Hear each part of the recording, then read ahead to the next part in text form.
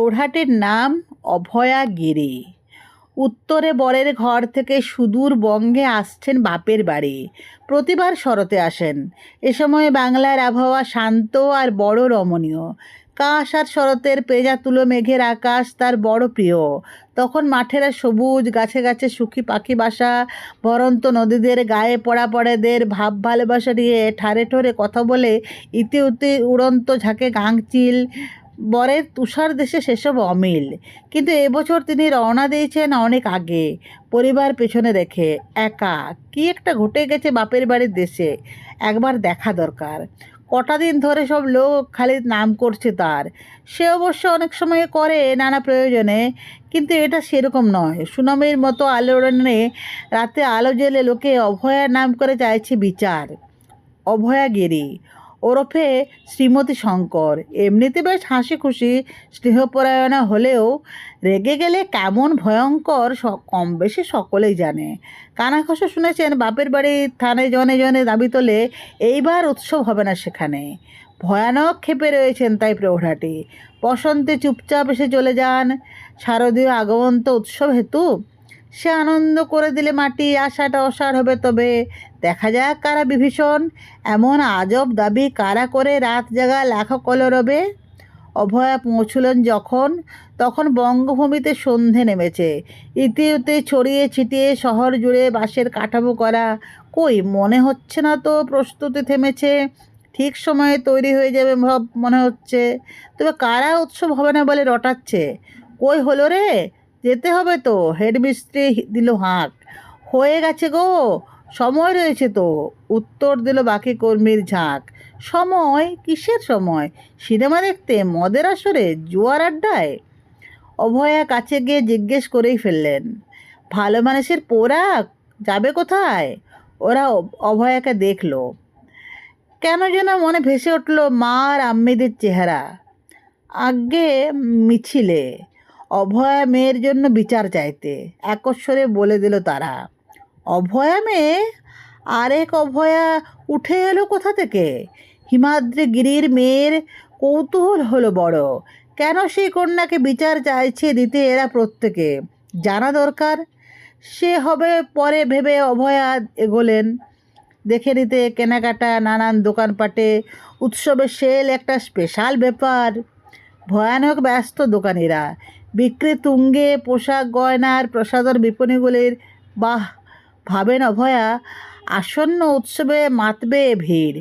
হঠাৎই শোনেন এক দোকানি বলছেন তার চেনা কাস্টমারকে, আজ রাতে জমায়েত সেন্ট্রাল পার্কে, সেখান থেকে 8B অবধি মিছিলে হাঁটবো মোমবাতি হাতে।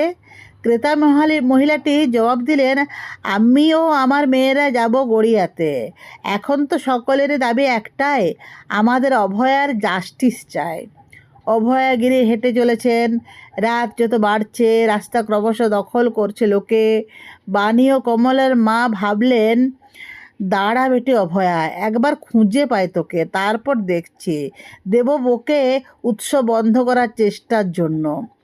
হঠাৎ পড়ল চোখে তার কিছু ছেলে মেয়ে বসে মলিন বিষণ্ণ, অথচ তাদের চোয়াল শক্ত, হাত মুষ্টিবদ্ধ, শির দাঁড়ায় যোদ্ধার দৃঢ়তা।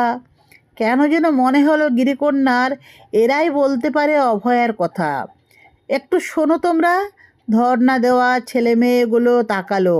মাঝরাত, আকাশ ঢেকেছে মেঘে, তবু কে এই নারী যার চারদিকে থই থই করছে আলো?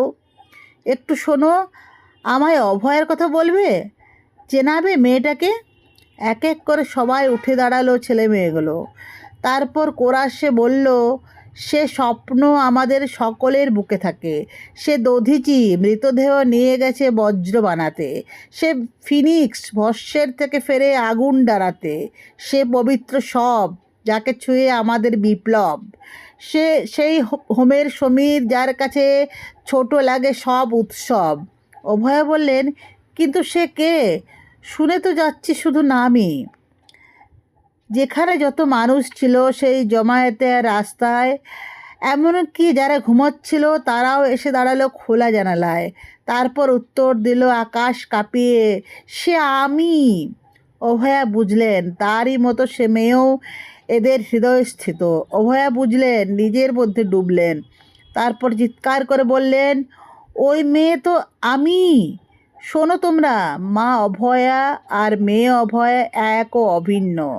তাই তো যুদ্ধ আজ মুছেই ছাড়বো সব অসুরের চিহ্ন। শোনো তোমরা, তোমাদের স্লোগানই আমার মন্ত্রোচ্চারণ, তোমাদের মিছিল আমার মণ্ডপ। যে যেখানে যেভাবে করেছে অভয়া স্মরণ, আমাকেই দিয়েছে সে পুষ্পাঞ্জলি। তার নামে ফোনে যে মেসেজ লেখা, বস্তুত আমারই তা স্তব। শোনো তোমরা, সুবিচার দ্রুত হোক আজ গণদাবি, এই আলোড়নে আজ শারদ উৎসব। সকলে অবাক হয়ে দেখে, অভয়াগিরির পরনে রক্তমাখা অ্যাপ্রন, তার গলার মালা একটি স্টেথোস্কোপ। নতুন এই অবতারে অসুর নিধনে ওই তিনি হুঙ্কার দিলেন ত্রিশূল হাতে। ভরা ভাদ্র মাসে কাল একটা মোবাইলে যেন বেজে উঠলেন বীরেন্দ্র কৃষ্ণর ভদ্রের আশ্বিনের শারদ প্রাতে।